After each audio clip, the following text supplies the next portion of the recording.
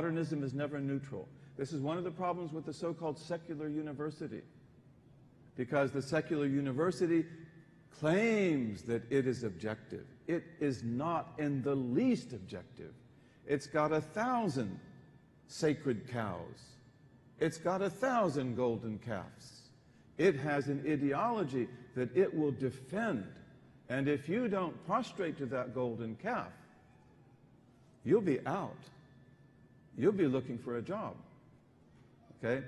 In modernism, there are always winners and losers.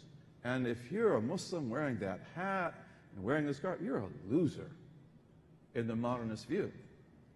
That's the way they see it. That's why it's so difficult for them to incorporate us, because we are people connected to the past, which is a glorious past and which can give us a future, and we are a people who care about principle.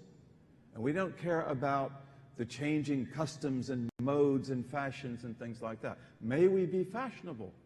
May we be beautiful. Okay? But we are people who are rooted in truth. And we are the winners, bi-idhnillahi ta'ala, even though they will see us always as the losers until things become more clear, bi-idhnillahi ta'ala. There are always those who win the fight of modernism and are worthy of the present, like the progressivist Muslim, for example, who's ready to sell the deen out short. We have a big problem with that in the United States, and they misinterpret fundamental texts and turn things upside down. And what is the attitude of our establishment towards them in the universities? Welcome, welcome, welcome. How much money do you want?